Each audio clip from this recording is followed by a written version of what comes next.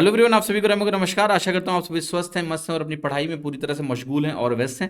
सो SSC CGL tier 2 में जो अभी मैथ्स का पेपर हुआ है रिसेंटली, उसमें कौन कौन से क्वेश्चन गलत हैं इस पर चर्चा कर लेते हैं इस वीडियो में। तो पहला ये सवाल है, इस सवाल में हिंदी ट्रांसलेशन में 144 की जगह 114 दिया हुआ था और उसकी वजह से ये सवाल गलत हो जाता है, क्योंकि अगर ये 144 नहीं दिया हुआ है हिंदी में तो फिर ये सवाल का उत्तर आएगा ही नहीं। Right, so this should be 144। जैसे यहाँ इंग्लिश में आपको इंग्लिश आंसर की में 144 दिख रहा है, हिंदी में यहाँ 114 है।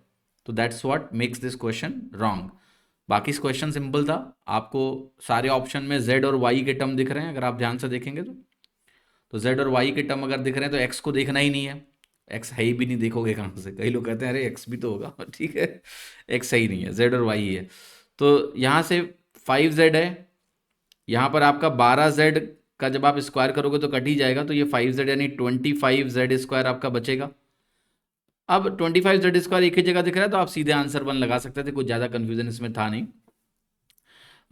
बाकी आप आगे अगर खोलेंगे तो आपको ये 12 का स्क्वायर 144 और 5 का स्क्वायर 25, तो ये 169y स्क्वायर भी आपको मिल ही जाएगा।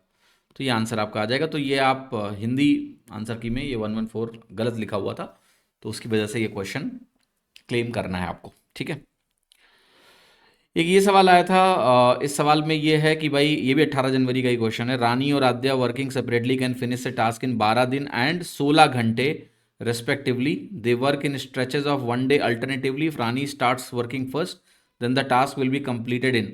तो ये 12 दिन के बाद ये 16 घंटे नहीं हो सकता है, क्योंकि अगर रानी इस काम को 16 घंटे में ख़त्म कर सकती है फिर क्या दिक्कत है ठीक है, फिर इतने दिन लगने ही वाले नहीं है। जैसे ही रानी का नंबर आएगा काम तमाम हो जाएगा। ठीक है, फटाक से। ये 12 दिन कहाँ लगने वाले हैं? ठीक है, तो ये 16 घंटे गलत है, ये भी 16 दिन होना चाहिए। ये जो भी टाइप कर रहा था उसने न जाने क्या किया, और फिर जो चेक कर रहा था, चेक तो हमें लगता है कोई करता नहीं है एसएससी में, किसी के पास ना टाइम नहीं है ना। They are so busy people watching reels, you know, reel देखने में बिजी हैं वो। कहाँ टाइम है कि ये डेज और आवर्स बच्चों पे छोड़ देते हैं कि समझो यार, ठीक है तुम्हारा काम है। तो अगर ये 12 और 16 दिन हो जाएगा तो ये सवाल कैसे हल होगा? बहुत सिंपली हल होगा कि आप 12 और 16 का एलसीएम लेंगे, और 12 और 16 का अगर आप एलसीएम पकड़ेंगे तो आपको एलसीएम मिलेगा कितना? 48। 12 चौके 48 होता है, 16 तीन 48 होता है, 4 और 3 हो गया ये। अब क्या करना है आपको? आपको स्टार्ट करना है रानी से, और रानी के बाद नंबर आएगा आद्या का। तो 2 दिन को अगर गौर से देखें तो 4 और 3 मिला के 7 यूनिट का काम 2 दिन में हो जाएगा। 48 यूनिट का काम है, तो ऐसा करते हैं ना, सीधे 7 से गुणा कर लो आप। 7 से गुणा करोगे क्या? है ना, 7 से गुणा करोगे तो 49 हो जाएगा, थोड़ा आगे निकल जाएंगे तो हमें वापस आना पड़ेगा। तो आप ऐसा कर सकते हैं, 7 से गुणा करके वापस आ जाइए। तो 7 से अगर गुणा करेंगे तो 49 यूनिट का काम हो गया। आप कहोगे 14 दिन में ऐसा होगा, क्योंकि ऐसा ही होता है ना, 14 दिन में ही होगा ना। 7 साइकिल्स का मतलब 14 दिन हो गया। अब मुझे वापस आना है, वापस 1 यूनिट वापस आना है। वापस आते समय तुम्हें कौन मिलेगा? आद्या। रिवर्स में, हर 2 दिन में दूसरा दिन किसने किया? आद्या ने किया है। वापस आओगे तो आद्या का 1 दिन का काम 3 यूनिट का है। 1 यूनिट अगर मुझे माइनस करना है तो इसमें से 1/3 मुझे माइनस कर देना है।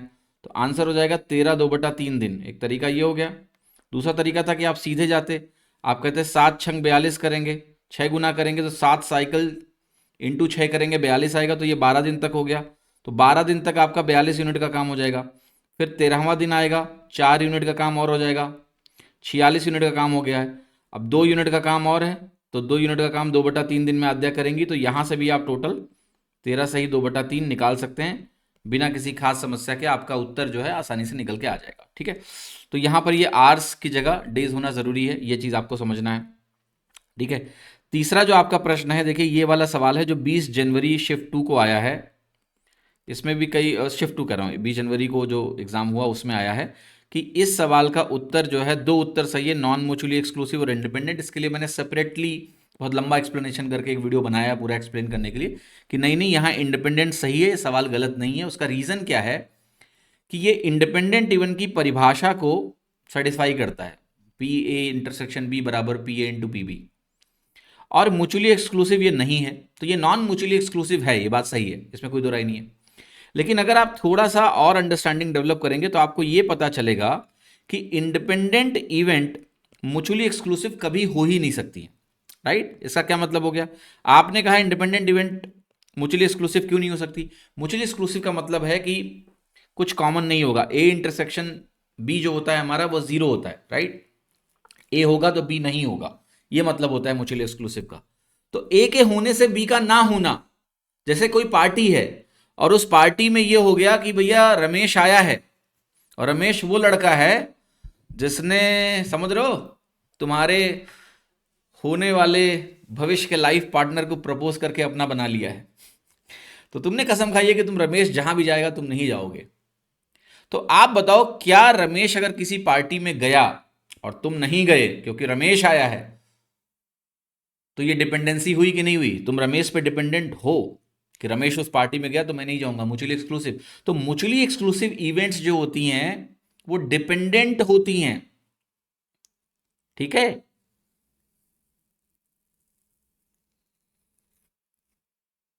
समझ में आया कि नहीं? हाँ जी, इंडिपेंडेंट नहीं होती हैं, इसलिए म्यूचुअली एक्सक्लूसिव और इंडिपेंडेंट का कॉम्बो कभी बनता ही नहीं है। इसका अगला मतलब ये हो गया कि इंडिपेंडेंट इवेंट हमेशा नॉन म्यूचुअली एक्सक्लूसिव होगी। इंडिपेंडेंट इवेंट म्यूचुअली एक्सक्लूसिव हो ही नहीं सकती। तो इसका मतलब ये हो गया कि भैया अगर इंडिपेंडेंट इवेंट है तो वो नॉन म्यूचुअली एक्सक्लूसिव है। तो इसका सिंपल सा मतलब ये हो गया कि अगर मैं बोल रहा हूं कि मेरी इवेंट इंडिपेंडेंट है, तो मैं आइडियली ये बता रहा हूं कि भाई ये नॉन म्यूचुअली एक्सक्लूसिव है। नॉन म्यूचुअली एक्सक्लूसिव इवेंट्स में इंडिपेंडेंट इवेंट उसका एक सेट होता है, यानी हर independent event non mutually exclusive है। तो जब दोनों ऑप्शन में मौजूद है तो आपको चुनना क्या है? इंडिपेंडेंट इवेंट चुनना पड़ेगा भैया, क्योंकि इंडिपेंडेंट इवेंट चुनते ही आपने नॉन म्यूचुअली एक्सक्लूसिव बोल दिया।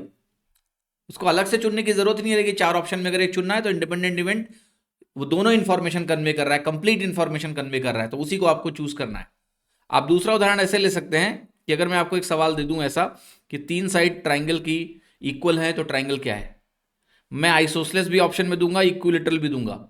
हर इक्विलेटरल ट्राइंगल आइसोसेलेस होता है, लेकिन यहां आप आंसर क्या लगाओगे? इक्विलेटरल, क्योंकि आपको पता है कि इक्विलेटरल अगर मैं लगाऊंगा तो वो उसका मोस्ट स्पेसिफिक नेम है। हर आइसोसेलेस इक्विलेटरल नहीं होता है, हर इक्विलेटरल आइसोसेलेस होता है, इसलिए मैं सी लगाऊंगा, इक्विलेटरल ट्राइंगल। आप भी सी लगाओगे बिना कंफ्यूजन के। तो जब दोनों ऑप्शन अगर मेरे मौजूद हैं, इंडिपेंडेंट भी है नॉन म्यूचुअली एक्सक्लूसिव भी है, तो मैं इंडिपेंडेंट को ही लगाऊंगा, क्योंकि वो नॉन म्यूचुअली एक्सक्लूसिव को भी कन्वे कर ही दे रहा है। इसलिए इस प्रश्न में जो आपका आंसर है वो independent event is the right answer. इसमें कोई आपको कंफ्यूजन नहीं होना चाहिए, ठीक है। Independent event is the right answer. So ये क्वेश्चन है जिनके बारे में डिस्कशन करना था मैथ्स में।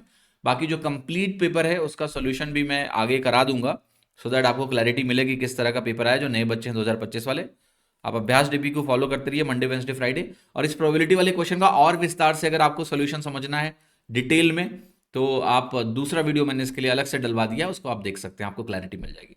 धन्यवाद।